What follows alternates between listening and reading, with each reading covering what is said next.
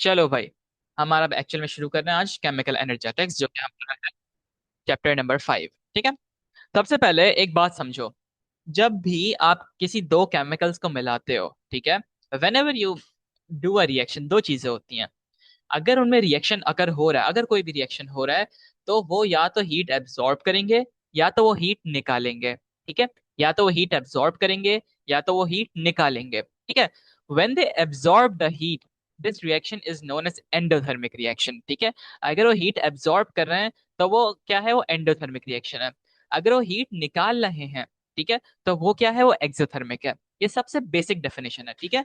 अगर मैं कभी भी कोई रिएक्शन करता हूँ तो मेरे पास या तो हीट निकलेगी, ठीक है, या तो हीट निकलेगी मेरे पास, या तो हीट एब्जॉर्ब होगी मेरे पास। ठीक है। इन दोनों में से कोई एक चीज होगी। हर रिएक्शन में कोई एक चीज होगी। ठीक है। ना, सबसे पहले हम एक्सोथर्मिक पढ़ते हैं, ये वाली। ठीक है। एक्सोथर्मिक का जो वर्ड निकला है, इसमें एक्सो कहते हैं एग्जिट को, थर्मिक हीट को कहते हैं थर्मल, आपने सुना होगा। ठीक है। तो थर्मिक हीट को कहते हैं, एक्सो कहते हैं एग्जिट को। ठीक है। और एंडो में मतलब हीट इज एब्जॉर्ब। ठीक है। इनसाइड कहते हैं वैसे एंडो को। ठीक है। नाउ मूविंग ऑन, हमारे पास सबसे पहले एक्सोथर्मिक रिएक्शंस हैं क्या। ठीक है। Reaction in which heat energy is release to the surroundings. अब मुझे बताओ, यहाँ पे जो ये वाला वर्ड है ना, to the surrounding, this is like a very main word. समझो ये कि भाई अगर मैं हीट निकाल लूं तो हीट कहाँ जाएगी, वो हीट आपस जो बाहर की जगह होगी वहां निकलेगी, कहीं बाहर जाएगी। ठीक है। तो वो सराउंडिंग्स में फैल जाएगी। ठीक है। सराउंडिंग्स में कोई भी चीज हो, अगर सपोज मेरे पास ये एक बीकर है, ठीक है, इस बीकर के अंदर रिएक्शन हो रहा है, तो इस बीकर के अंदर जो पानी है उस पानी का टेम्परेचर राइज हो जाएगा। ठीक है। तो वो सराउंडिंग है। बीकर की वॉल्स गर्म हो जाएंगी। ठीक है। ये भी सराउंडिंग है ना। इसकी सबसे अच्छी एग्जांपल है कंबशन की। कंबशन में बेसिकली क्या होता है, जब आप किसी चीज को ऑक्सीजन से रिएक्ट कराते हो, विच इज बेसिकली बर्निंग। ठीक है। जब हम आग लगाते हैं, जब हमें सर्दी लग रही होती है, हम क्या करते हैं, हम आग जलाते हैं। आग जला के क्या होता है, हमें गर्मी लगती है। वो गर्मी लग क्यों रही है, क्योंकि एक एक्सोथर्मिक रिएक्शन हो रहा है, जिसकी वजह से हीट रिलीज हो रही है। वो हीट रिलीज हो रही है, वो सराउंडिंग में फैल रही है, जिसकी वजह से सराउंडिंग का जो टेम्परेचर है वो इंक्रीज हो रहा है। ठीक है। समझ रहे हो। तो कंबशन सबसे बड़ी एग्जांपल। अगर मैं आग लगा रहा हूँ, किसी चीज को बर्न कर रहा हूँ, कोल को बर्न कर रहा हूँ, मैं कोई भी चीज जला रहा हूँ, प्लास्टिक जला रहा हूँ, वट एवर, उससे क्या हो रहा है, उससे हीट जो रिलीज हो रही है, वो हीट रिलीज ही एक्सोथर्मिक है। ठीक है। That that releasing of heat is known as an exothermic reaction. ठीक है। हमारे पास बहुत सारी चीजों में कंबशन है। सबसे पहले अगर मैं कार्बन को ऑक्सीजन के साथ मिलाऊं तो मेरे पास कार्बन डाइऑक्साइड बन रही है, साथ में हीट जनरेट हो रही है। जरूरी नहीं है कि आग लगाना ही वो कंबशन हो। ठीक है। कोई भी चीज अगर ऑक्सीजन से रिएक्ट कर रही है, that is known as combustion. ठीक है ना। अगर मैं हाइड्रोजन और ऑक्सीजन को रिएक्ट करूं तो मेरे पास क्या बनता है, मेरे पास पानी बनता है, साथ में हीट रिलीज होती है।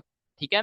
फिर हमारे पास अगर मैं सल्फर को ऑक्सीजन के साथ रिएक्ट करूं, क्या बन रहा है, सल्फर डाइऑक्साइड बन रहा है, साथ में हीट रिलीज हो रही है। ठीक है। सिमिलरली अगर मीथेन को मैं रिएक्ट करूं, मीथेन ये CH4 होता है, मीथेन जो हमारे पास नेचुरल गैस आती है, उसे पानी के साथ में, उसे ऑक्सीजन के साथ रिएक्ट करूं, तो मेरे पास कार्बन डाइऑक्साइड और स्टीम दोनों बन रही है, साथ में हीट भी रिलीज हो रही है। ठीक है।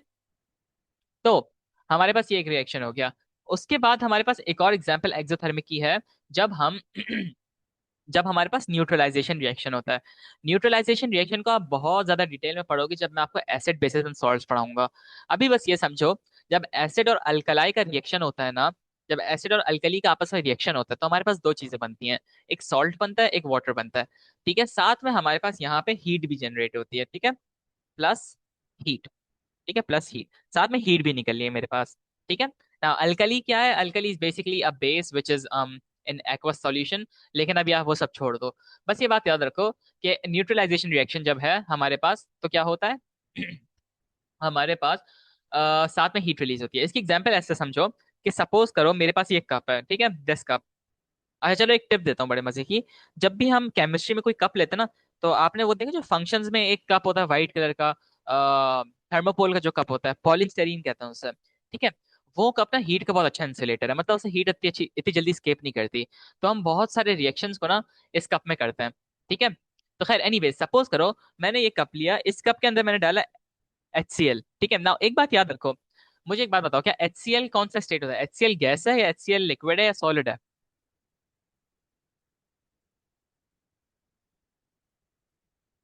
माहीन, जरमीन, आयजा, HCl क्या गैस है, लिक्विड है, सॉलिड है।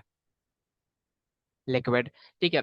चलो, now will you be surprise to know कि HCl is actually a gas. ठीक है। HCl hydrochloric acid is a gas. उसको हम एक्वस सॉल्यूशन में करते हैं। एक्वस क्या होता है, बेसिकली सब पानी में मिक्स करते हैं। ठीक है, दिस इज वाटर, और उसके अंदर HCl को मिक्स करते हैं, डिफ्यूज करते हैं, ठीक है। इससे हम कहते हैं ये जो हमारे पास एक्वा सॉल्यूशन में होता है, और हमारे पास बहुत सारी जो, अगर आप लेबोरेटरी में जाओ ना, तो जो भी हम एक्सपेरिमेंट्स करते हैं उसमें 99.5% जो एक्सपेरिमेंट्स होते हैं वो एक्वस सॉल्यूशन में होते हैं। एक्वस मतलब कोई भी चीज जैसे पानी में डिसॉल्व किया हुआ हो, ठीक है, जैसे पानी में डिसॉल्व किया हुआ हो। तो आप समझो, मेरे पास ये कप था, इस कप के अंदर मैंने HCl का एक्वस सॉल्यूशन डाला, मतलब इसके अंदर पानी भी है और HCl भी है। साथ में मैंने यहाँ पे इनपुट क्या डाला, NaOH, ठीक है, सोडियम हाइड्रोक्साइड, NaOH डाली। ठीक है, तो क्या हुआ, जैसे ही ये अंदर गया, ठीक है, तो मेरे पास क्या बना, मेरे पास सोडियम क्लोराइड बना, NaCl, ठीक है, NaCl बना मेरे पास, साथ में पानी बना। पानी क्या मतलब, जो इसके अंदर ऑलरेडी पानी तो था, NaOH जो था वो भी एक्वस सॉल्यूशन था, ठीक है, NaOH जो था वो भी एक्वस सॉल्यूशन में था, यानी वो भी पानी में डिसॉल्व था, ठीक है। हाइड्रोक्लोरिक एसिड वो भी पानी में डिसॉल्व था। जब मैंने इन दोनों को अंदर डाला, दोनों में रिएक्शन हुआ, ठीक है, तो बेसिकली ये हुआ, क्लोरीन यहाँ पे रिप्लेस हुआ हाइड्रोक्साइड के साथ, ठीक है। ये मेरी स्क्रीन इतना आहिस्ता क्यों आ रही है, ठीक है। और हाइड्रोक्साइड जो था उसने H के साथ ये रिप्लेस हुआ, तो H, और ये वाला जो OH था, ठीक है, ये HOH अलग हो गया, ठीक है, ये HOH अलग हो गया, और ये जो क्लोरीन और Na था, ये दोनों मिलके NaCl बना लिया इन लोगों ने। ठीक है, इसको हम बाद में सही से पढ़ेंगे कैसे बनते हैं सारे रिएक्शंस। अभी बस ये समझो कि पानी अलग हो गया, H2O अलग हो गया, ठीक है, और साथ में NaCl बन गया। तो क्या हुआ, जब मैंने इस रिएक्शन से पहले, यानी NaOH डालने से पहले, जब मैंने इसके अंदर थर्मोमीटर डाला ना, तो मेरे पास इनिशियल टेम्परेचर आ रहा था 25 सेल्सियस का, ठीक है, इनिशियल टेम्परेचर आ रहा था 25 सेल्सियस का। फिर मैंने क्या किया, मैंने इसके अंदर डाल दिया सोडियम सोडियम हाइड्रोक्साइड, ठीक है, यानी NaOH डाल दिया। जब मैंने डाला तो अंदर रिएक्शन हुआ, रिएक्शन में NaCl बना, और साथ में जो वाटर था वो अलग हो गया। अब जब मैंने दोबारा इसको मेजर किया, इसका टेम्परेचर, तो मेरे पास का टेम्परेचर राइज हो गया, उस पानी का टेम्परेचर राइज हो गया, उस मिक्सचर का टेम्परेचर राइज हो गया। हुआ क्या कि बेसिकली NaOH और HCl ने रिएक्शन किया और साथ में हीट रिलीज की, जो हीट रिलीज हुई वो पानी ने एब्जॉर्ब कर ली। आपको पता है कि पानी एक बहुत बड़ा, बहुत अच्छा हीट का एब्जॉर्बर है। अगर आपने एग्जांपल में लो, हम गाड़ियों का जो रेडिएटर वगैरह होता है, गाड़ी के एसी जगह होते हैं, उसमें हम पानी का यूज करते हैं, ठीक है, पानी इसलिए डालते हैं ताकि वो हीट को एब्जॉर्ब करे जल्दी जल्दी। Water is a very good heat absorber, ठीक है। तो एनीवेज, अब हमने क्या किया, मैंने नोट क्या किया, जब मेरा इनिशियल टेम्परेचर मैंने देखा, इनिशियल टेम्परेचर मेरे पास आ रहा था 25, जब मेरे पास HCl का एक्वस सॉल्यूशन था, यानी समझो मोस्टली पानी था उस टाइम, ठीक है। फिर जब मैंने NaOH भी डाल दिया उसके अंदर, NaOH का एक्वस सॉल्यूशन डाला, तो मैंने क्या नोट किया कि जब मैंने फिर दोबारा टेम्परेचर की रीडिंग ली, तो मैंने देखा कि भाई अब वो टेम्परेचर की रीडिंग बढ़ गई, वो 30 सेल्सियस हो गई। तो जो NaCl बना, NaCl जो बना, उसने हीट को रिलीज किया अपने अंदर से, वो हीट पानी ने एब्जॉर्ब कर ली, तो उस पूरे मिक्सचर का जो वो था टेम्परेचर, तो राइज अप हो गया, ठीक है। मूविंग ऑन, ये मैंने आपको बताया कि water is a very good heat absorber. In the reaction NaOH and HCl are releasing energy, ठीक है, which is getting absorbed by water, ठीक है। अब देखो, हमने एक्सोथर्मिक की क्या पढ़ी कि भाई हीट रिलीज हो रही है सराउंडिंग में। अब सराउंडिंग में हमारे पास बहुत सारी चीजें हैं, हमारे पास पानी भी है सराउंडिंग में, हमारे पास बीकर भी है उस सराउंडिंग में, हमारे पास हवा भी है उस सराउंडिंग में। तो हर चीज में हीट रिलीज हो रही है। अगर आप यही, जब आप ये सॉल्यूशन करोगे ना, तो क्या होगा, जब आप ये रिएक्शन करोगे, तो बीकर गर्म हो जाएगा जिस बीकर में कर रहे होगे, ठीक है, तो वो भी हीट को एब्जॉर्ब कर रहा है, ठीक है। अब एक्सोथर्मिक में आपके रिएक्टेंट्स एनर्जी रिलीज कर रहे हैं। रिएक्टेंट क्या है भाई, ये समझो। सपोज करो मैं कंबशन रिएक्शन कर रहा हूँ, कार्बन प्लस ऑक्सीजन का, कार्बन प्लस ऑक्सीजन का रिएक्शन हुआ, तो CO2 बना, CO2 बना, ठीक है, ये मेरे पास रिएक्शन हुआ। तो इसमें जो दो चीजें रिएक्ट कर रही हैं, कार्बन और ऑक्सीजन, ये मेरे कहलाते हैं रिएक्टेंट, ठीक है, ये मेरे कहलाते हैं रिएक्टेंट। और जो बाद में एरो के साइड जो चीज होती है वो होती है प्रोडक्ट, ठीक है। जो जिन दो चीजों ने मिलकर रिएक्शन किया उनको कहा जाता है रिएक्टेंट, ठीक है, और जो चीज बन रही है वो कहती है वो उसे कहा जाता है प्रोडक्ट। तो हमारे पास यहाँ पे जब भी एक्सोथर्मिक रिएक्शन है, तो ये कार्बन और ऑक्सीजन मिलके क्या करेंगे, हीट रिलीज करेंगे, ठीक है, हीट रिलीज करेंगे। अभी हीट रिलीज क्यों करेंगे, क्या करेंगे, वो सब मैं आगे बताता हूँ, ठीक है। तो आपने क्या समझा, समझो यहाँ पे जो आर है वो रिएक्टेंट है, वो रिएक्टेंट हीट रिलीज कर रहा है, ठीक है, रिएक्टेंट आपको क्या कर रहा है, हीट रिलीज कर रहा है जब वो फॉर्म हो रहा है, ठीक है, समझ गए। अब उसके बाद आगे बढ़ते हैं, हमारे पास एक और एग्जांपल है। अच्छा, आपको एग्जांपल्स वैसे ऐसा याद नहीं करनी, दो याद कर लो, एक कंबशन याद कर लो, एक न्यूट्रलाइजेशन याद कर लो। उसके बाद मैंने एक दो एग्जांपल्स और ऐसी डाली है, बस आपको पता पता हो उनको, कि इसमें हमारे पास एक एग्जांपल है कैल्शियम ऑक्साइड को जब हम पानी में मिलाते हैं तो हमारे पास हीट रिलीज होती है। जब हम किसी भी एसिड का मेटल के साथ रिएक्शन करते हैं, ठीक है, उसमें भी हीट रिलीज होती है। रेस्पिरेशन जो हम लोग ब्रीथिंग करते हैं ना, हमारे जिस्म में भी वो होती है, एक तरीके से कॉम्बशन हो रही होती है वो। ठीक है, बेसिकली ऑक्सीजन के साथ रिएक्शन हो रहा होता है। ठीक है, मूविंग ऑन। अब देखो हमारे पास energy profile for exothermic reaction. Energy profile क्या है भाई, समझो। सबसे पहले मुझे बताओ, या ये सब छोड़ दो अभी। अभी मुझे बताओ, यहाँ पे फॉर एग्जांपल मेरे पास अगर एक रिएक्टेंट है, ठीक है, एक रिएक्टेंट है, ठीक है, और एक प्रोडक्ट है।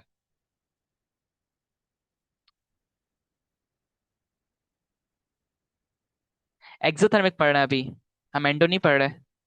जरमीन एंडो में एब्जॉर्ब होती है, अभी हम एक्सोथर्मिक पढ़ रहे हैं।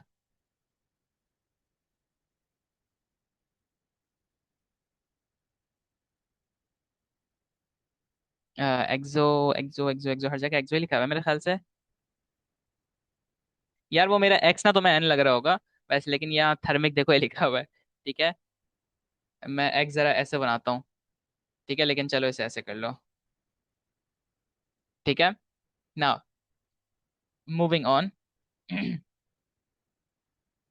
अब देखो, अभी मैंने आपको क्या बताया कि एक्सोथर्मिक रिएक्शंस में हमारे पास हीट रिलीज हो रही है। ठीक है, अब एक बात मुझे बताओ, मेरे पास दो चीजें, एक है रिएक्टेंट, एक है प्रोडक्ट। ठीक है, अब मुझे बताओ ज्यादा हीट रिलीज कौन सा करेगा, रिएक्टेंट करेगा तो रिएक्टेंट हायर होगा। ठीक है, और प्रोडक्ट लो होगा। ठीक है, प्रोडक्ट लो होगा। तो हमारे पास हम एनर्जी प्रोफाइल में यही चीज बताते हैं, यही चीज दिखाते हैं कि जब भी हमारे पास एक एक्सोथर्मिक रिएक्शन है ना, तो उसके अंदर रिएक्टेंट की जो एनर्जी होगी बहुत हाई होती है, और प्रोडक्ट की एनर्जी बहुत लो होती है। मतलब सपोज करो, अगर मेरे पास ये टेम्परेचर है बेसिकली काइंड ऑफ, या एनर्जी एनर्जी कह लो, यहाँ पे मेरे पास 10, यहाँ 20, यहाँ 30, यहाँ 40, यहाँ 50, यहाँ 60। ठीक है, तो मेरे पास अगर रिएक्टेंट की जो एनर्जी है वो हमेशा प्रोडक्ट से हाई होगी, है ना। रिएक्टेंट क्योंकि अभी एनर्जी रिलीज कर रहा है, वो एनर्जी रिलीज कर रहा है तो मतलब उसके अंदर एनर्जी है। अगर कोई चीज अपने अंदर से एनर्जी को निकाल रहा है, ठीक है, तो मतलब उसके अंदर ऑलरेडी एक एनर्जी है। ठीक है, तो हम उसे जब एनर्जी प्रोफाइल डायग्राम में लिखते हैं तो हम उसे हमेशा हायर हायर लिखते हैं। ठीक है, सबसे हाईएस्ट एनर्जी। अब ये जो मैंने नंबर्स डाले, नंबर्स कभी भी आपको लिखने नहीं होंगे, आपको समझाने के लिए बता रहा हूँ मैं। ठीक है, प्रोडक्ट की एनर्जी हमेशा बहुत लो होगी।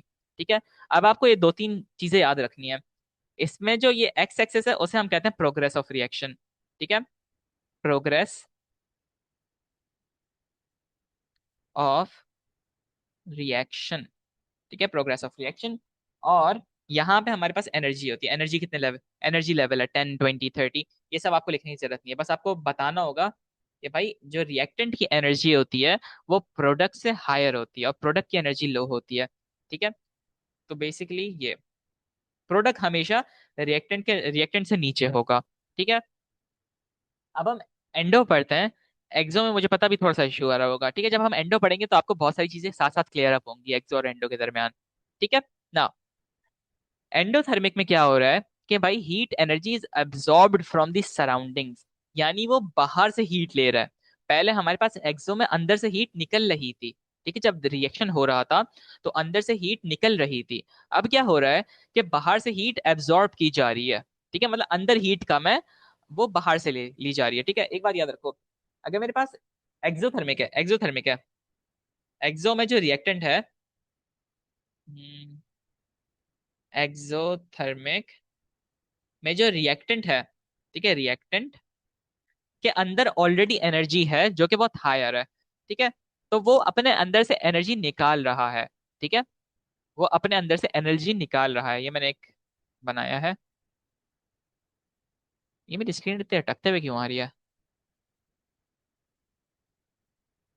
ठीक है, रिएक्टेंट अपने अंदर से एनर्जी बाहर निकाल रहा है। लेकिन जब एक्सो की बात कर रहा हूँ ना, एक्सो की बात कर रहा हूँ, एंडो की बात कर रहा हूँ, सॉरी, जब एंडोथर्मिक की मैं बात करता हूँ, एंडोथर्मिक के जो रिएक्टेंट्स हैं, ये जो रिएक्टेंट्स हैं उनके अंदर एनर्जी नहीं है। अब वो एनर्जी कहाँ से लें, उनके अंदर एनर्जी अभी नहीं है। ठीक है, अब वो एनर्जी कहाँ से लेंगे, वो बाहर से एनर्जी लेंगे, सराउंडिंग से अपने अंदर एनर्जी गेन करेंगे। ठीक है, तो अब देखो, इसकी सबसे अच्छी एग्जांपल बताऊंगे, अमोनियम क्लोराइड। ठीक है, अगर आपको हमारे पास ना क्या होता है, जब अमोनियम क्लोराइड को पानी में डालते हैं ना, तो क्या होता है, अमोनिया अमोनिया क्लोराइड टूट जाता है। अच्छा चलो इसको पहले और समझते हैं। अमोनियम क्लोराइड में ना जो NH4 है, NH4 is known as ammonia. ठीक है, ammonia is a very good water soluble, ammonia की वाटर सॉल्युबिलिटी बहुत अच्छी है। ठीक है, वो पानी में बहुत जल्दी आसानी से वो कर देता है, मिक्स हो जाता है। ठीक है, जब हम NH4Cl डालते हैं ना, NH4Cl डालते हैं, NH4Cl डालते हैं पानी के अंदर, तो इसके अंदर अमोनिया सारा मिक्सअप हो जाता है, तो क्लोरीन अलग हो जाता है। बेसिकली क्या हुआ, NH4Cl टूट जाता है। ठीक है, NH4Cl जो था हमारा, वो टूट गया। ठीक है, वो बीच से टूट गया। ठीक है, NH4Cl बीच से टूट गया। तो हमने देखा, जब हमने NH4Cl को पानी में डाला, ठीक है, जब मैंने इसे पानी के अंदर डाला, ठीक है, तो मैंने देखा कि भाई ये अंदर जाके ये ब्रेकअप हो गया, NH4 अलग हो गया, क्लोरीन अलग हो गया। ठीक है, जब मैंने NH4Cl डालने से पहले टेम्परेचर चेक किया था ना, तो क्या हुआ, मेरे पास इनिशियल टेम्परेचर आ रहा था 25 सेल्सियस का। जब मैंने NH4Cl यानी अमोनियम क्लोराइड नहीं डाला था। ठीक है, जब मैंने बाद में अमोनियम क्लोराइड डाल दिया, तो ना मैंने दोबारा चेक किया, दोबारा थर्मोमीटर डाला, तो मैंने देखा कि भाई अब 15 डिग्री हो गया, वो टेम्परेचर गिर गया। ठीक है, यानी ठंडा हो गया। तो मतलब पता क्या चला मुझे, कि भाई जो NH4Cl था, उसने एनर्जी पानी से एब्जॉर्ब कर ली। ठीक है, उसने पानी से एनर्जी एब्जॉर्ब कर ली। ठीक है, तो पानी की जो हीट थी, वो उसने एब्जॉर्ब की। ठीक है, तो पानी खुद ठंडा हो गया। पानी ने अपनी हीट इसका इसका बॉन्ड तोड़ने में लगा दी। NH4Cl का जो बॉन्ड था, वो टूटा कैसे, वो पानी की जब हीट प्रोवाइड हुई इसे, पानी से हीट प्रोवाइड हुई इसे, तो जो ये वाला बीच का बॉन्ड था, एंड ये वाला, ये टूट गया। ठीक है, ये टूट के क्या हुआ, ये बेसिकली NH4 अलग हो गया, NH4 अलग हो गया, और क्लोरीन अलग हो गया। ठीक है, दोनों दोनों में सेपरेशन हो गई, डिवोर्स हो गए आपस में। ठीक है, NH4 अलग हो गया, क्लोरीन अलग हो गया, दोनों में डिवोर्स हो गई। क्यों? क्योंकि इन दोनों ने बाहर से हीट ले ली, बाहर से हीट ले ली, तो इनका जो ये वाला बॉन्ड था बीच में, ये ब्रेकअप हो गया। ठीक है, बेसिकली पानी ने इनके बीच में थर्ड व्हीलिंग कर दी। ठीक है, समझे? आपको पता है कभी कभी अगर हम ज्यादा अमाउंट में अमोनियम क्लोराइड या अमोनिया डालें ना पानी के अंदर, अमोनियम क्लोराइड वैसे, तो पानी का टेम्परेचर इतना गिर जाता है कि वो सॉलिडिफाई होने के करीब आ जाता है। ठीक है, बहुत ठंडा हो जाता है पानी। ठीक है, अब आगे बढ़ते हैं। अब मुझे बताओ, अगर इसने सराउंडिंग से पानी लिया, सराउंडिंग से इसने वो लिया, हीट ली, तो क्या होगा, कि सराउंडिंग तो ठंडी हो गई, तो मतलब जो वॉल ऑफ द कंटेनर है वो भी ठंडी हो जाएगी। आसपास की जितनी भी सराउंडिंग्स है, पानी हो गया, आसपास की जो एयर हो गई करीब करीब की, वो भी ठंडी हो जाएंगी। ठीक है, अभी हम इसकी बॉन्ड ब्रेकिंग जब समझेंगे ना, तो आपको समझ आएगा। और ठीक है, आगे बढ़ते हैं। In endothermic reaction, reactant will absorb heat energy from the surrounding. ठीक है, यानी ये पानी है मेरे पास, ये पूरा पानी है। ठीक है, पूरा पानी है। इसके अंदर मैंने समझो, ये आर जो है, ये मेरा NH4Cl है, NH4Cl है मेरा आर। ठीक है, मतलब रिएक्टेंट है मेरा। ठीक है, अब क्या हुआ, जब मैंने इसको हीट एब्जॉर्ब दी, जब मैंने इसको हीट दी, ठीक है, तो पहले ये क्या था, इसने हीट कहाँ से ली, मैंने इसे अलग से अभी आग नहीं लगाई। अभी जरूर, अच्छा एक बात याद रखना, बहुत सारे बच्चों की मिसकंसेप्शन होती है कि हीट देने का मतलब आग लगाना। नहीं भाई, अगर इनिशियल टेम्परेचर पानी का 25 है, तो 25 डिग्री भी तो कोई ना कोई हीट है ना, थोड़ी बहुत तो हीट है ना। ठीक है, तो जरूरी नहीं है हीट प्रोवाइड करने के लिए हम आग ही लगाएं। ठीक है, वो सराउंडिंग से कुछ ना कुछ हीट लेगा, हमारी सराउंडिंग्स में हमेशा थोड़ी बहुत हीट होती है। ठीक है, मुझे एक सेकंड दो, मैं पानी पी के आ रहा हूँ। मैंने आज बोतल नहीं रखी है अपने बराबर में।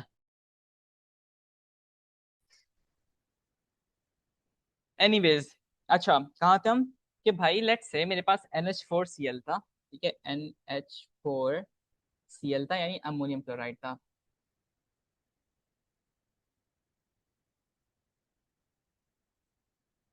You're right, मगर if you want to increase the reaction speed of endothermic reactions, we can put it on fire। नहीं अशरफ, गलत है, उसके लिए हम कैटलिस्ट का इस्तेमाल करते हैं। कैटलिस्ट अभी मैं आगे जाके पढ़ाऊंगा। ठीक है, सिर्फ कैटलिस्ट से हमारा रेट ऑफ रिएक्शन टेम्परेचर से बढ़ता है, रेट ऑफ रिएक्शन।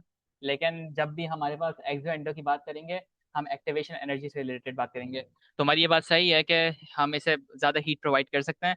लेकिन अगर एग्जाम के पॉइंट ऑफ व्यू से देखें, ओ लेवल्स के POV से, तो हमारे पास जब इस टाइप का क्वेश्चन आता है, हमें हमेशा कैटलिस्ट को और एक्टिवेशन एनर्जी की बात करनी होती है। ठीक है ना, मूविंग ऑन। जब हमारे पास हम पढ़ेंगे ना अपना वो वाला रेट ऑफ रिएक्शन, उसके अंदर हम हीट को फिर वो रिगार्ड करेंगे। अभी जब एक्सो एंडो के रिलेटेड से बात हो रही है, तो हम सिर्फ एक्टिवेशन से बात करेंगे।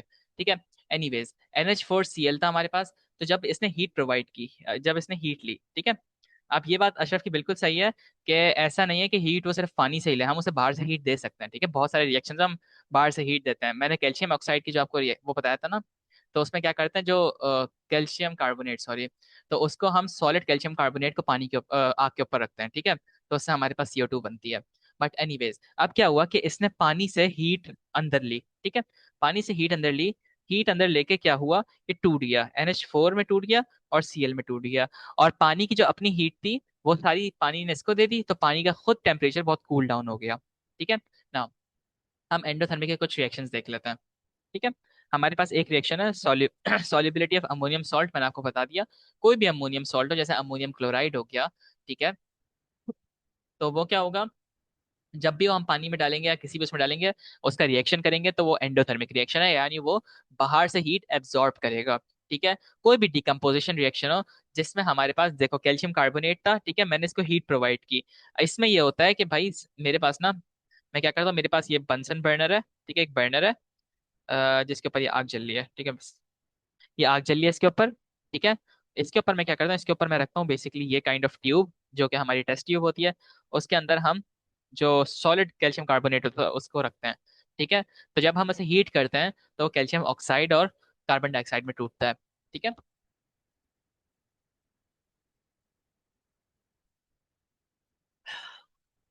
अच्छा।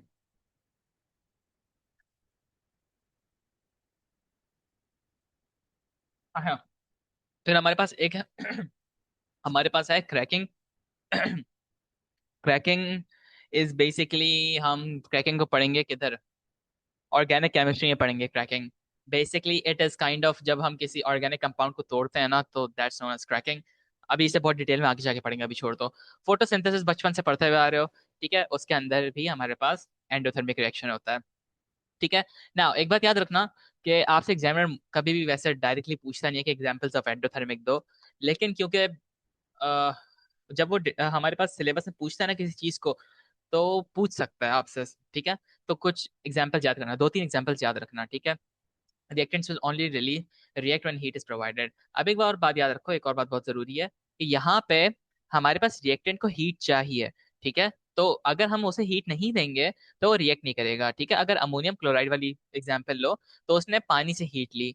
ठीक है, उसे किसी ना कोई सोर्स चाहिए होगी हीट की। आप उसे आग से हीट दो या आप उसे किसी भी तरीके से हीट दो, लेकिन उसे स्टार्ट होने के लिए, रिएक्ट करने के लिए उसे हीट की जरूरत होगी। ठीक है, आगे बढ़ते हैं। एंडोथर्मिक की हम एनर्जी प्रोफाइल डायग्राम देखते हैं। ठीक है, अच्छा, अभी आप सब बोल रहे होगे, आप लोगों ने शायद स्कूल में कुछ इस टाइप का देखा हो ग्राफ, कि वो इस टाइप का ग्राफ होगा। अभी मैं आपको समझाऊंगा। अभी बस आप यहाँ समझो कि अब मुझे बताओ कि हमने ऊपर देखा रिएक्टेंट के पास कोई हीट नहीं है। ठीक है, रिएक्टेंट के पास no heat, no heat, no heat मतलब कि उनका टेम्परेचर बहुत कम होगा। ठीक है, तो अगर हम यहाँ पे एग्जांपल देखें, तो हमेशा रिएक्टेंट का टेम्परेचर बहुत कम होगा। ठीक है, और जब वो रिएक्टेंट, जब प्रोडक्ट आएगा, प्रोडक्ट जब बनेगा, वो रिएक्टेंट से प्रोडक्ट में बदलेगा, तो प्रोडक्ट बनने के लिए उसे क्या चाहिए होगा, वो हीट गेन करेगा। ठीक है, वो सराउंडिंग से हीट गेन कर रहा है। ठीक है, उसने, प्रोडक्ट ने सराउंडिंग से हीट गेन की। ठीक है, हीट गेन करने के लिए जब वो हीट गेन कर लेगा तो उसका अपना टेम्परेचर तो राइज हो जाएगा ना। सराउंडिंग्स का टेम्परेचर डिक्रीज हो जाएगा, लेकिन अपना टेम्परेचर तो उसका राइज हो जाएगा ना। तो प्रोडक्ट का टेम्परेचर हाई होगा। ठीक है, रिएक्टेंट से। इसकी एनर्जी प्रोफाइल डायग्राम क्या है कि भाई रिएक्टेंट हमेशा नीचे होगा। ठीक है, और प्रोडक्ट हमेशा हायर होगा एनर्जी में। ठीक है, यहाँ देखो रिएक्टेंट की एनर्जी सिर्फ 10 किलो जूल्स है और इसकी 60 किलो जूल्स है। ठीक है, एक्स एक्सेस पे आपके पास हमेशा प्रोग्रेस ऑफ रिएक्शन होती है। ठीक है, और हमारे पास यहाँ पे एनर्जी होती है। अब मैं इसका ग्राफ दिखाता हूँ जो हम ओ लेवल्स में हम उसको बनाने को आएगा। ठीक है, वो कुछ इस टाइप का ग्राफ है। ठीक है, देखो।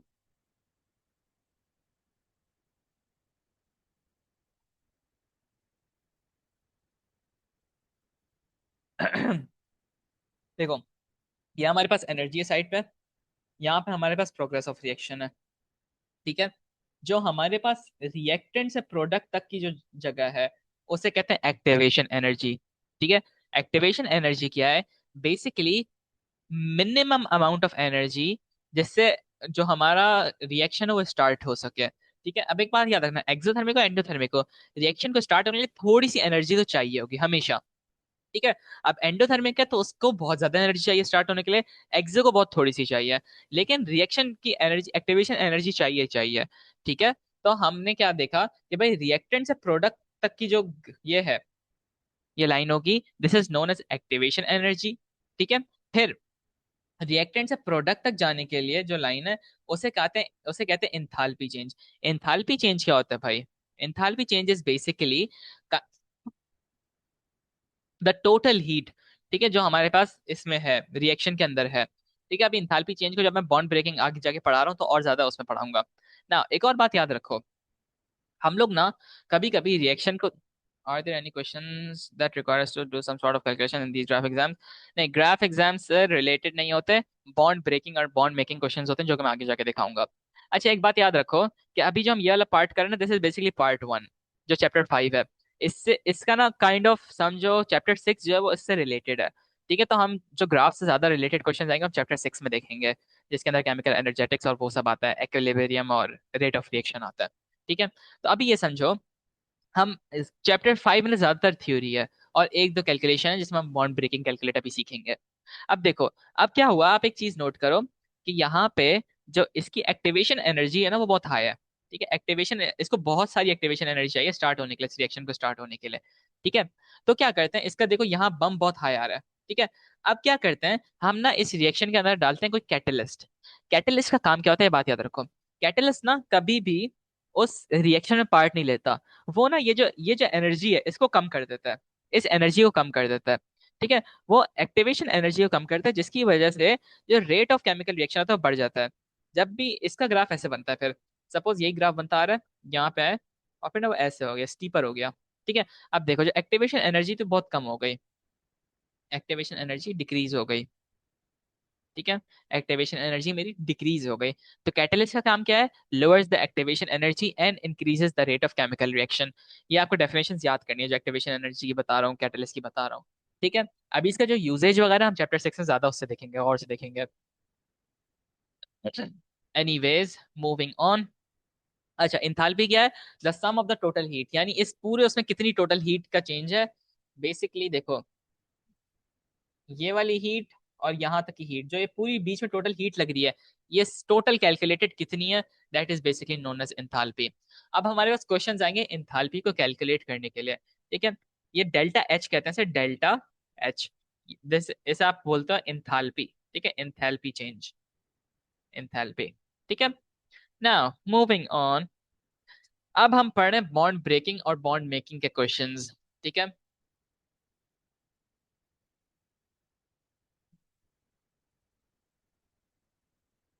सबसे पहले देखो हमारे पास ना बॉन्ड एनर्जी क्या होती है। सपोज करो मेरे पास H2 है। ठीक है। H2 का मतलब क्या है? दो हाइड्रोजन के बॉन्ड्स, दो हाइड्रोजन के एटम्स ने मिलकर एक बॉन्ड बनाया है। तो वो ना ऐसे बनता है कुछ हाइड्रोजन हाइड्रोजन। ठीक है। ये बीच बीच में जो बेसिकली लाइन बनी हुई है ना, ये वाली लाइन बनी हुई है। ठीक है। ये बेसिकली बता रही है कि हाइड्रोजन और हाइड्रोजन के दरमियान एक बॉन्ड है। ठीक है। ये लाइन क्या बता रही है? इन दो एटम्स के दरमियान एक बॉन्ड है। ठीक है, याद रखना, this line is representing a bond. ठीक है। तो क्या करते हैं, बॉन्ड एनर्जी क्या है? Energy needed to break 1 mole of a covalent bond. ठीक है।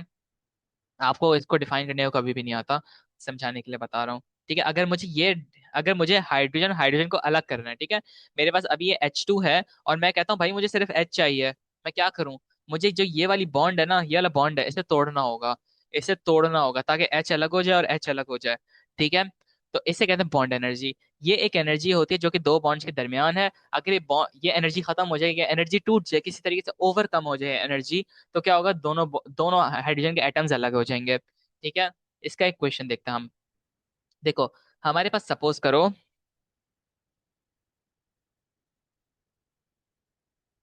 एक सेकंड दो मुझे जरा, मैं चीजें मिटा दूं। सपोज करो मेरे पास हाइड्रोजन हाइड्रोजन है, ठीक है, H2 है, जिसका जो जो बॉन्ड है, ठीक है, ये है। अब मुझे बताओ, अगर मुझे ये बॉन्ड तोड़ना है, ठीक है, अगर मुझे बॉन्ड तोड़ना है, ठीक है, तो मैं क्या करूंगा, मैं हीट प्रोवाइड करूंगा। ठीक है। मैं से क्या करूंगा, हीट प्रोवाइड करूंगा इस बॉन्ड को तोड़ने के लिए। ठीक है। अगर मुझे हाइड्रोजन और हाइड्रोजन का बॉन्ड ब्रेक करना है, तोड़ना है, तो मैं इसे हीट प्रोवाइड करूंगा। समझ रहे हो? अगर किसी भी रिएक्शन को हीट प्रोवाइड करते हैं तो वो कौन सा रिएक्शन होता है?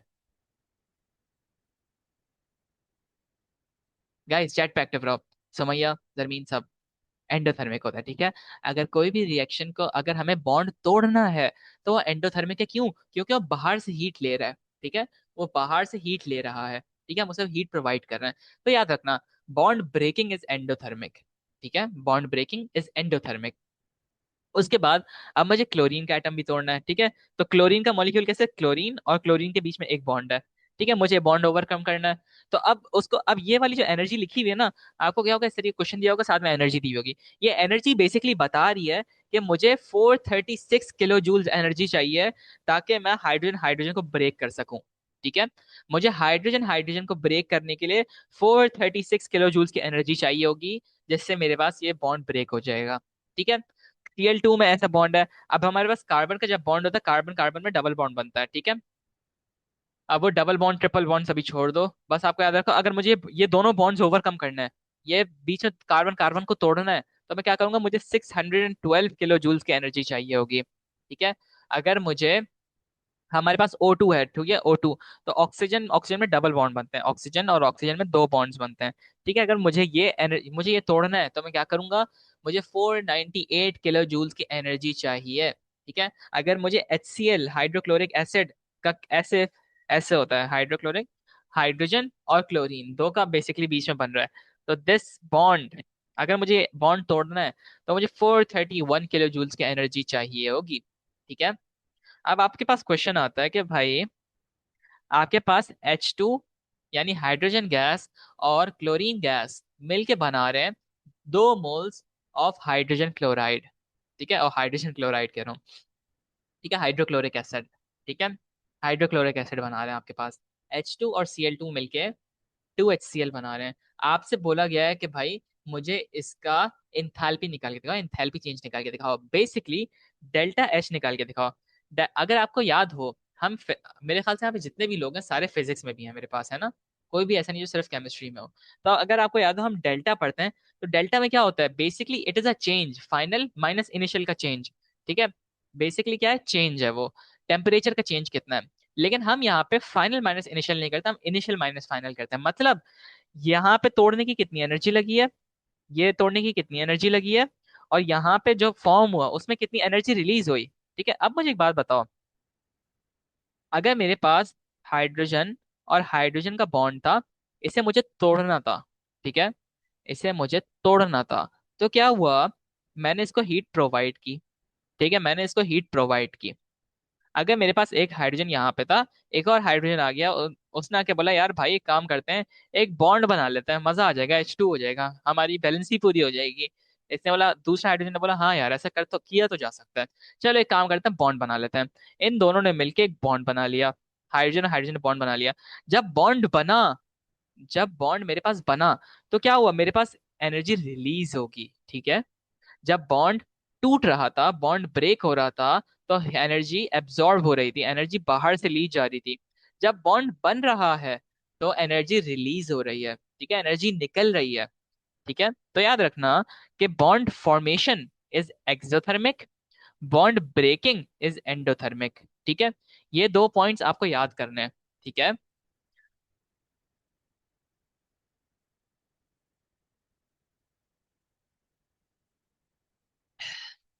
Bond breaking is endothermic, bond formation is exothermic. Clear है? नाउ अब आपको बोला जा रहा है, calculate the energy change in the reactions, ठीक है। अब मुझे बताओ, आपको कैलकुलेट कैसे करना है। बेसिकली अभी मैं ये सब मिटा देता हूँ, ठीक है, ये सब मैं अभी, ठीक है। अभी बेसिकली देखो, मेरे पास ये है केमिकल चेंज है। अब यहाँ पे बेसिकली H2 का एक बॉन्ड है, हाइड्रोजन और हाइड्रोजन में एक बॉन्ड है, ठीक है, प्लस क्लोरीन और क्लोरीन का एक बॉन्ड है, क्लोरीन और क्लोरीन का एक बॉन्ड है ना। ये क्या बना रहे हैं, इससे मेरे पास बन रहा है एक HCl का बॉन्ड, ठीक है, और एक और HCl का बॉन्ड, यानी दो HCl के बॉन्ड्स बन रहे हैं, क्योंकि 2HCl है ना यहाँ पे, ये देखो, यहाँ 2HCl है, तो इससे क्या पता चल रहा है कि दो HCl के बॉन्ड्स बन रहे हैं। अब देखो कि मेरे पास यहाँ पे यहाँ पे अभी बॉन्ड ब्रेक करना है मुझे। मुझे ये वाला जो बॉन्ड है, एच और एच का जो बॉन्ड है, और क्लोरीन का जो बॉन्ड है, वो ब्रेक करना है मुझे। ठीक है, वो मुझे क्या करना है, तोड़ना है। तो मैं इसको हीट प्रोवाइड करूंगा। ठीक है, ऐसे हीट प्रोवाइड किया। ऊपर क्वेश्चन में आपको एनर्जी दी हुई है। ठीक है, ये मैंने क्वेश्चन में एनर्जी दी हुई है। तो मुझे 436 किलो जूल्स की एनर्जी चाहिए। अच्छा, one more thing, you do not need to memorize any of it. ठीक है, आपको ये कुछ भी याद नहीं करना। ठीक है, आपको इसमें से कुछ भी याद नहीं करना। ये सारे नंबर्स मैंने सिर्फ अभी आपको बताने के लिए किए हैं। ठीक है, आपको बस कॉन्सेप्ट समझो। ठीक है, नाउ देखो, मुझे यहाँ पे हाइड्रोजन और हाइड्रोजन का बॉन्ड तोड़ना है। ठीक है, तो क्या हुआ मेरे पास, 436 था ना, कितना था, 436 था, हाँ। तो 436 किलो जूल्स की एनर्जी मैं से प्रोवाइड कर रहा हूँ तोड़ने के लिए। ठीक है, तोड़ने के लिए किलो जूल्स पर मोल। ठीक है, अब क्लोरीन क्लोरीन को भी मुझे तोड़ना है। ठीक है, इसको भी तोड़ूंगा। तो ये भी हीट अंदर से लेगा, है ना, ये भी अंदर से हीट लेगा। समझ रहे हो, ये कितनी हीट ले रहा है, ये हीट ले रहा है मेरे पास 242 किलो जूल्स की। ठीक है, ये कितनी ले रहा है, 242 ले रहा है। अब यहाँ पे HCl और HCl दोनों हीट निकाल रहे हैं, दोनों हीट, क्योंकि बॉन्ड फॉर्म हो रहा है ना, तो इससे भी हीट निकल लिया। ठीक है, इससे भी हीट निकल लिया, और इससे भी हीट निकल लिया। कितनी कितनी हीट निकल रही है, एक HCl के बॉन्ड जब फॉर्म हो रहा है, तो उससे 431 की हीट निकल रही है। 431 की हीट यहाँ निकल रही है, 431 की यहाँ हीट निकल रही है। ठीक है, अच्छा, अब इंथाल्पी चेंज के लिए ना आपको एक छोटा सा फॉर्मूला याद करना है। बेसिकली इतना मुश्किल नहीं है, बहुत आसान है। फॉर्मूला ये है, enthalpy change is equals to energy taken in, taken in plus energy taken in minus energy given out. ठीक है, अच्छा, अब आपको एनर्जी टेकन इन वो सब भी छोड़ दो। बस आप याद रखो, आपको बेसिकली रिएक्टेंट माइनस प्रोडक्ट की एनर्जी करनी है। ठीक है, अब हो सकता है रिएक्टेंट में आपके पास एनर्जी, यानी बॉन्ड फॉर्म हो रहे हो। ठीक है, रिएक्टेंट में बॉन्ड फॉर्म हो रहे हो और प्रोडक्ट में बॉन्ड ब्रेक हो रहा हो। ठीक है, यानी एक्सोथर्मिक हो। तो बस आपने बेसिकली एंथैल्पी चेंज में रिएक्टेंट माइनस प्रोडक्ट करना है। ठीक है, अब आपने क्या किया, आप देखो, इसको देखो, आपके पास सबसे पहले एक हाइड्रोजन हाइड्रोजन का बॉन्ड है। ठीक है, एक हाइड्रोजन हाइड्रोजन का बॉन्ड है। ठीक है, तो मैंने क्या किया, वन टाइम्स एच और एच। ठीक है, फिर प्लस, अच्छा मेरे पास रिएक्टेंट कौन सा है, मेरे पास ये रिएक्टेंट है। ठीक है, ये मेरे सारे रिएक्टेंट्स हैं। ठीक है, एक सेकंड में जरा दो।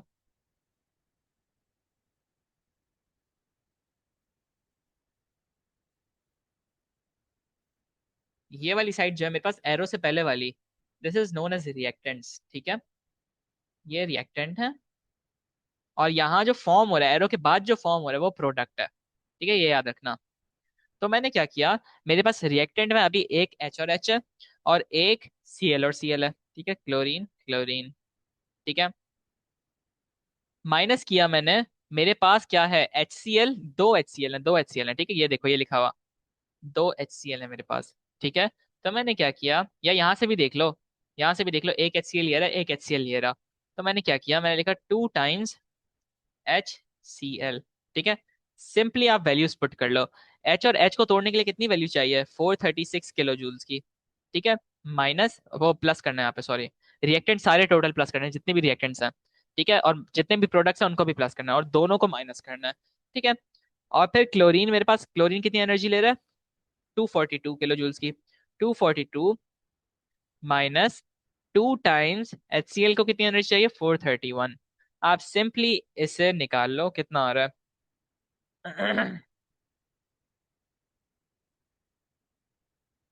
436 प्लस 242, मेरे पास आ रहा है 678। 678 माइनस 2 टाइम्स 431, 860। ठीक है, माइनस किया, 860 आया। ठीक है, इन दोनों को मैं कर लूँ, 678 -860, तो मेरे पास आंसर आ रहा है माइनस का 180, -180। अब एक बात याद रखो, ये -180 क्या है, this is basically my enthalpy change, this is basically my enthalpy change. अब एक बात याद रखना, अगर आपके पास इंथैल्पी चेंज नेगेटिव में है, तो इसका मतलब क्या है? इसका मतलब है कि हमारा जो रिएक्शन है वो एक्सोथर्मिक है। ठीक है, मतलब उसने हीट बाहर फेंकी है। ठीक है, उसने हीट सराउंडिंग में फैलाई है, रिलीज की है। अगर हमारे पास इंथैल्पी चेंज नेगेटिव में है तो रिएक्शन हमारा एक्सोथर्मिक है, अगर पॉजिटिव में है तो रिएक्शन हमारा एंडोथर्मिक है। ठीक है, समझ गए? आगे बढ़ो। एक पास पेपर का क्वेश्चन मैंने निकाला हुआ है, एक और क्वेश्चन करते हैं चलो। ये हमारे पास क्वेश्चन है। अब क्या है, अमोनिया टूट रहा है, डिकम्पोजिशन ऑफ अमोनिया। ठीक है, तो हमारे पास 2 मोल्स ऑफ NH3 है। अच्छा, वन मोर थिंग, आपको एग्जामिनर ना इस फॉर्म में क्वेश्चन देता है यूजुअली। ठीक है, इस फॉर्म में क्वेश्चन देता है। So you don't need to worry about कि आपके पास एक बॉन्ड है, 2 बॉन्ड है, 3 बॉन्ड्स हैं। ठीक है, और एग्जामिनर आपको ये चीज भी देता है। ठीक है, सब कुछ एग्जामिनर देगा आपको। ठीक है, मूविंग ऑन। अब इसने हमें इक्वेशन क्या दी है? 2NH3 बना रहे हैं हमारे पास एक N2 और 3 मोल्स ऑफ हाइड्रोजन गैस। ठीक है, चलो भाई चेक कर लेते हैं। अब क्या हुआ, 2 मोल्स ऑफ अमोनिया, मतलब NH3 का इस तरीके का सिंबल होता है। बेसिकली NH3 एक नाइट्रोजन 3 हाइड्रोजन के साथ बॉन्ड बनाता है। ठीक है, एक हाइड्रोजन, एक नाइट्रोजन 3 हाइड्रोजन के साथ बॉन्ड बना रहा है। तो क्या हुआ, लेकिन मेरे पास 2 नाइट्रोजन है, यानी 2 मोल्स ऑफ NH3 है, 2 मोल्स ऑफ अमोनिया। ठीक है, तो मेरा ये क्या है, ये मेरा रिएक्टेंट है। ठीक है, पहले तो आप रिएक्टेंट और प्रोडक्ट को आइडेंटिफाई कर लो। ठीक है, और ये मेरा क्या है, ये मेरा प्रोडक्ट है। ठीक है, ये सब आपने आइडेंटिफाई पहले से ही कर लेना है लाजमी। बस ये बात रखो, जो एरो के तरफ होगा, एरो की दूसरी तरफ जो चीज है वो आपकी प्रोडक्ट होगी, एरो से पहले आपका रिएक्टेंट होगा। हमेशा रिएक्टेंट्स मिलकर प्रोडक्ट बनाते हैं। ठीक है, अब आप नोट करो आपको सॉल्व कैसे करना है। सबसे पहले आप यहाँ पे NH3 का वो निकालो। देखो एक NH3 का कितना आ रहा है, आपके पास नाइट्रोजन हाइड्रोजन का एक बॉन्ड यहाँ पे। ठीक है, मतलब आपको ये वाला बॉन्ड तोड़ना है, आपको ये वाला बॉन्ड तोड़ना है। इस बॉन्ड को तोड़ने के लिए आपको कितनी एनर्जी चाहिए, क्वेश्चन में ये बताई हुई है। ये रही, ये रही 391 की एनर्जी चाहिए। ठीक है, मैं थोड़ा डार्क कलर चूज कर लेता हूँ, ये ले लेता हूँ। देखो यहाँ पे ये वाला बॉन्ड तोड़ना है, इसके लिए आपको चाहिए 391 की एनर्जी। ठीक है, आपको ये वाला बॉन्ड भी तोड़ना है, इसके लिए भी 391 की एनर्जी चाहिए। और आपको ये वाला बॉन्ड भी तोड़ना है। ठीक है, इसके लिए भी आपको 391 की एनर्जी चाहिए। सबसे पहले मुझे बताओ फॉर्मूला क्या था। Enthalpy change is equals to, formula क्या था बच्चों, एवरीवन?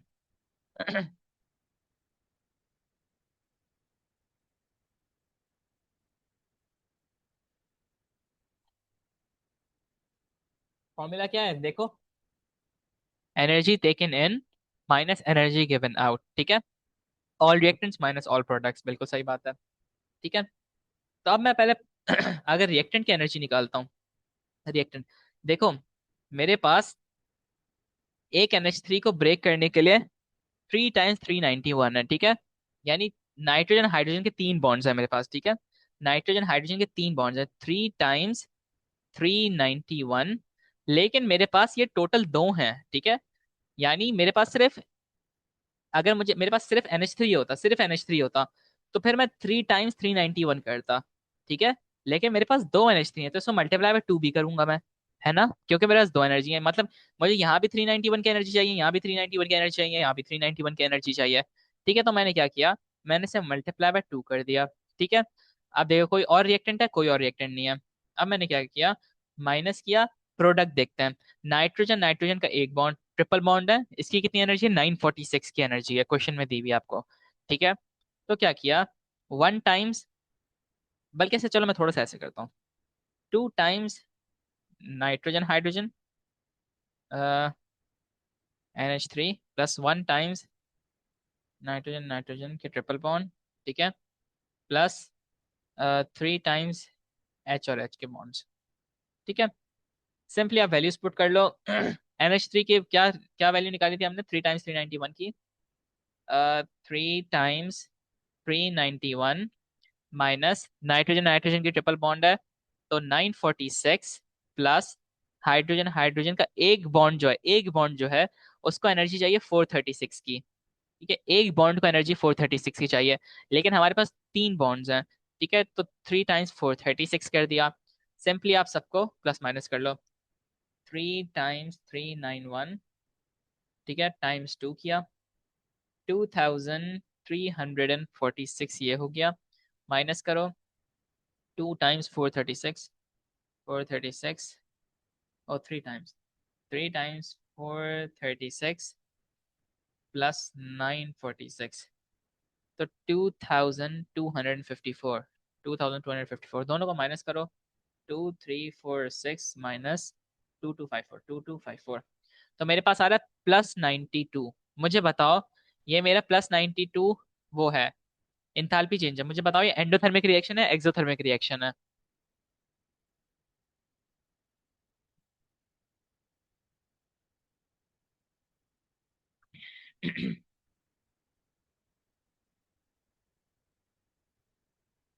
सुमैया जरमीन, मुझे बताओ ये जो रिएक्शन है इसमें +92 है।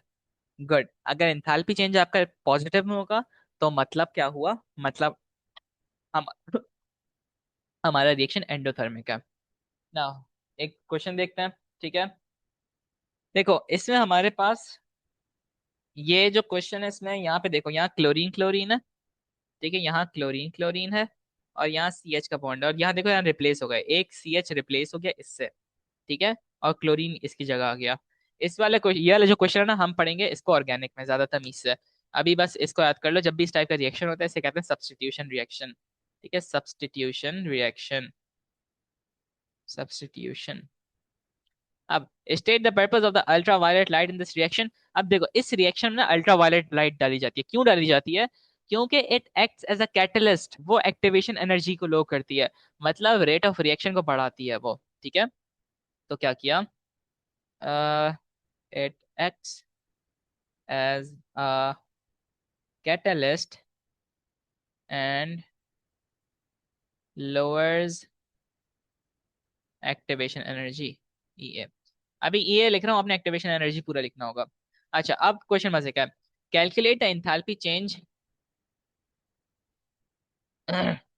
Calculate the enthalpy change of this reaction in kilojoule पर मोल, ठीक है। अब मुझे बताओ, ये आपके पास दो तरीके हैं इसको सॉल्व करने के लिए, एक बहुत बड़ा तरीका है, एक बहुत छोटा तरीका है। छोटा तरीका आप यूज करोगे जब आपके पास दिमाग होगा, बड़ा तरीका यूज करोगे जब आपके पास दिमाग नहीं होगा, ठीक है। अब आप देखो, अगर मैं इस क्वेश्चन को देखता हूँ, बड़ा तरीका मेरे पास क्या है, मैं पहले देखूं कितने सी एच के बॉन्ड है, एक सी एच का बॉन्ड ये रहा, एक सी एच का बॉन्ड ये रहा, एक सी एच बॉन्ड का बॉन्ड ये रहा, फिर मैं गिनूं 1 2 3 4 5 6 7 8, फिर 8 टाइम्स सी एच करूँ, नहीं, आप बस देखो कि चेंज क्या हो रहा है इस रिएक्शन में। यहाँ पे देखो एक बॉन्ड ये वाला टूट रहा है, ठीक है, ये वाला बॉन्ड टूट रहा है यहाँ पे, मैं इसको थोड़ा सा जूम इन कर देता हूँ, ठीक है। आप देखो एक मेरा ये वाला बॉन्ड टूट रहा है यहाँ पे, ठीक है, और यहाँ पे वो CCl फॉर्म हो रहा है, ठीक है। बाकी सब तो सेम है ना, बाकी कुछ चेंज हुआ?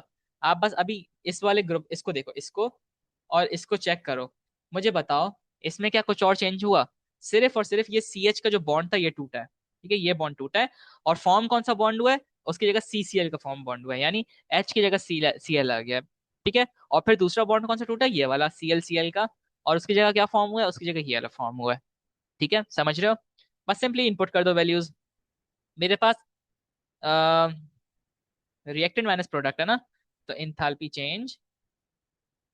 Enthalpy is equals to 1 times कौन सा बॉन्ड है, सी एच, सी और सी एच का बॉन्ड है, ठीक है,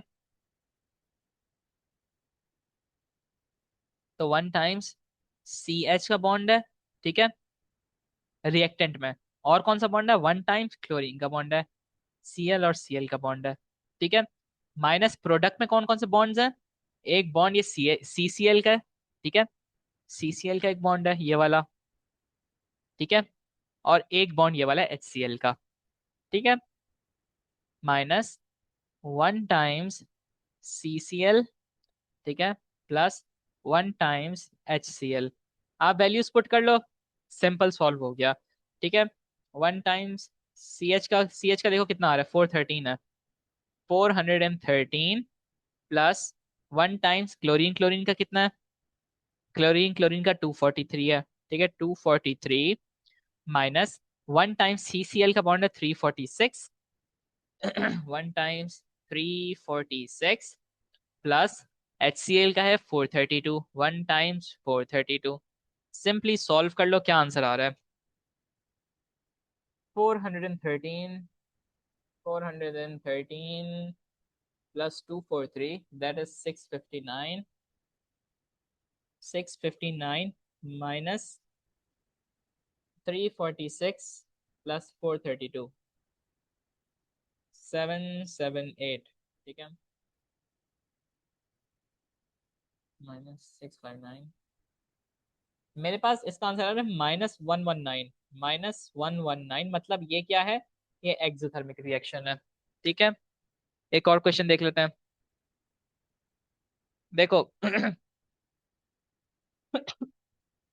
अब देखो, आपका पास पेपर में कोई आपको इक्वेशन नहीं दी हुई, आपको सिंपली सारे बॉन्ड्स शो किए हुए हैं। ठीक है, इसके जितने भी पास पेपर्स देखोगे सब में शो किया हुआ होगा।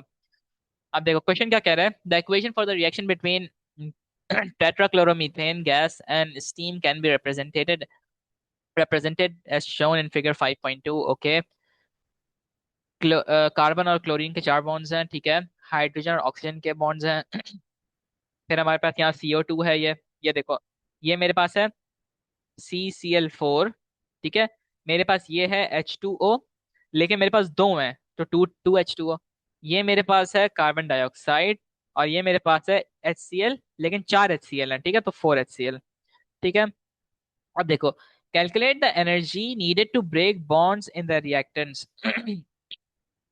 रिएक्टेंट की एनर्जी मांग रहे हैं, बेसिकली ये मांग रहे हैं आपसे। ठीक है, इसकी एनर्जी मांग रहे हैं सिर्फ रिएक्टेंट की। अभी इन्होंने क्वेश्चन गौर से देखो, इन्होंने एंथैल्पी नहीं पूछा हमसे। ठीक है, इन्होंने बस क्या पूछा है कि आप सिंपली हमें बता दो कि रिएक्टेंट में कितनी एनर्जी एनर्जी को कितनी चाहिए रिएक्टेंट तोड़ने के लिए। ठीक है, आप देखो, मेरे पास एक बॉन्ड ये रहा क्लोरीन क्लोरीन का, कार्बन क्लोरीन का, इसको कितनी एनर्जी चाहिए? 340 की एनर्जी चाहिए। इसको 340 की एनर्जी चाहिए। ठीक है, तो मतलब 340 की एनर्जी यहाँ लगेगी, 340 की एनर्जी यहाँ लगेगी, 340 की एनर्जी यहाँ भी लगेगी, और सिमिलरली 340 की एनर्जी यहाँ भी लगेगी। यानी 4 टाइम्स 340 लग रहा है। ठीक है, आप सिंपली लिखो 4 टाइम्स कार्बन और क्लोरीन का बॉन्ड है। ठीक है, प्लस यहाँ पे HOH एक, यहाँ पे देखो यहाँ कितने बॉन्ड्स हैं, OH के कितने बॉन्ड्स हैं यहाँ पे? OH का एक बॉन्ड ये रहा, एक बॉन्ड ये रहा, यानी चार बॉन्ड्स हैं OH के, है ना? एक बॉन्ड, दो बॉन्ड, तीन बॉन्ड, चार बॉन्ड। ठीक है, तो मैंने क्या किया, 4 टाइम्स HO के कितने बॉन्ड्स हैं? 460। 460 यानी HO। ठीक है, वैल्यूज पुट करो, CCl की वैल्यू है 340, 340 प्लस 4 टाइम्स OH की वैल्यू है 460। ठीक है, आप सिंपली सबको मल्टीप्लाई करो और प्लस माइनस करो, आंसर आ जाएगा आपके पास। 4 times 340 plus 4 times 460। 4 time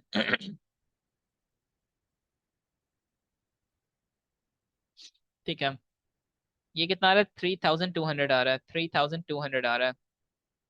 yes, positive है नेगेटिव है? एक सेकंड रुक जाओ। 4 टाइम्स 340 प्लस 4 टाइम्स 460, हाँ 3200 आ रहा है। अभी हमने कोई इंथाल्पी नहीं निकाली, अभी सिर्फ ये बताया है कि अगर मुझे यहाँ पे इस रिएक्टेंट इन रिएक्टेंट्स को तोड़ना हो, इन सारे रिएक्टेंट्स को अगर मुझे तोड़ना हो, तो मुझे 3200 की एनर्जी चाहिए, किलो जूल्स की एनर्जी चाहिए। इसका मतलब यहाँ पे ये है। ठीक है, आगे बढ़ते हैं। आगे क्या कह रहा है, calculate the energy released when the bonds in the carbon dioxide form. ये चलो आप मुझे खुद करके दिखाओ। सिंपली पूछना है कि बताओ, ये तोड़ने के लिए जब ये फॉर्म होगा तो इसमें कितनी एनर्जी रिलीज होगी, मुझे ये बताओ। ये आप लोग खुद करके दिखाओ। कार्बन और ऑक्सीजन का डबल बॉन्ड जब एक है, तो उसको 805 की एनर्जी चाहिए। ये निकाल के दिखाओ जल्दी से। जरमीन, सुमैया, अशरफ, हर कोई।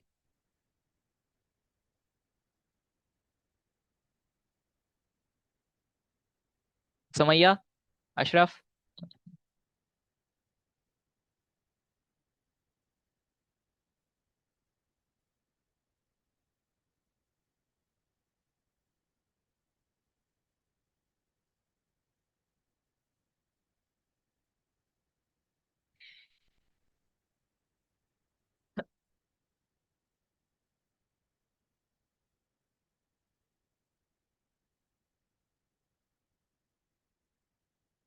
सुमैया, मुझे ये वाला बॉन्ड तोड़ना है। ठीक है, ये वाला बॉन्ड, कार्बन डाइऑक्साइड का बॉन्ड मुझे तोड़ना है।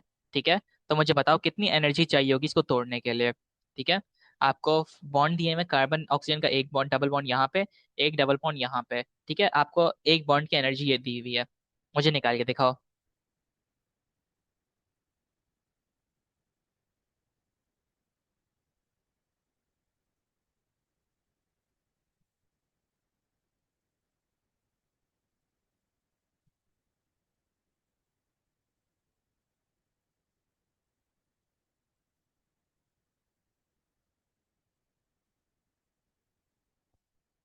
इसके लिए वेरी गुड, इसके लिए चाहिए 1610 किलो जूल्स की एनर्जी। अच्छा, अब क्या बोल रहे हैं, calculate the HCl bond energy. अब मजे का क्वेश्चन है, आपको देखो यहाँ पे इंथाल्पी इन्होंने दी हुई है। ठीक है, इंथाल्पी आपको दी हुई है। आप सिंपली ऐसा करो कि अगर हमारे पास फॉर्मूला क्या है, enthalpy, enthalpy is equals to reactants, all the reactants minus products. ठीक है, रिएक्टेंट्स माइनस प्रोडक्ट। ठीक है, आपने क्या करना है, पहले मुझे बताओ रिएक्टेंट कौन कौन से थे, ये सारे रिएक्टेंट थे ना, ये सारे रिएक्टेंट्स थे, ये सारे। ठीक है, इसकी हमने एनर्जी निकाल ली है। ठीक है, इसकी एनर्जी कितनी आई थी, 3200 आ रही थी। ठीक है, क्वेश्चन में निकाल लिया हम लोगों ने। हम सिंपली रिएक्टेंट की जगह लिख देते हैं 3200। ठीक है, आगे प्रोडक्ट में अभी हमने सिर्फ और सिर्फ कार्बन डाइऑक्साइड निकाला है। ठीक है, प्रोडक्ट में अभी हमने सिर्फ और सिर्फ कार्बन डाइऑक्साइड निकाला है, जिसकी 1610 किलो जूल्स की एनर्जी आ रही है। ठीक है, माइनस किया मैंने 1610 प्लस, अब मुझे बताओ HCl का अभी हमें नहीं पता। ठीक है, तो मैं क्या ये लिख सकता हूँ 4 टाइम्स HCl, लिख सकता हूँ ना, लिख लिया। इक्वल्स टू, इन्होंने यहाँ पे देखो ये दी हुई है हमें, टोटल एंथैल्पी दी हुई है, टोटल एंथैल्पी हमें ये दी हुई है। ठीक है, क्वेश्चन में ही लिखी हुई है टोटल एंथैल्पी, है ना। तो हमने क्या किया, एंथैल्पी की जगह हमने सिंपली उसकी वैल्यू पुट कर दी, जो कि है -130, -130। समझ रहे हो कैसे हुआ, सिंपली आप इसे सॉल्व कर लो। -130 -3200, ठीक है, plus 1610 is equals to 4 HCl, 4 HCl। ठीक है, देखो क्या आंसर आ रहा है, -130 -3200, ये कितना आ गया, +1610, मेरे पास आंसर आ रहा है -1720, -1720 अपॉन 4। ठीक है, क्योंकि यहाँ 4 भी है ना, 1720 अपॉन में आ गया, ये वाला 4 यहाँ पे आ गया अपॉन में। ठीक है, इज इक्वल्स टू HCl का वन बॉन्ड। ठीक है, डिवाइडेड बाय 4, मेरे पास इसकी एनर्जी आ रही है -430, -430। HCl is equals to -430 kilo joules.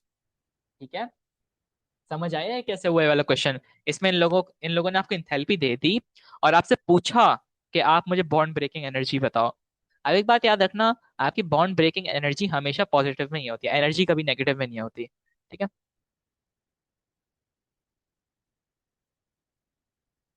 देखो इन्होंने क्या बोला, एक HCl की बॉन्ड एनर्जी निकाल के दिखाओ। ठीक है, क्वेश्चन क्या कह रहा है, 1 HCl की एनर्जी निकाल के दिखाओ।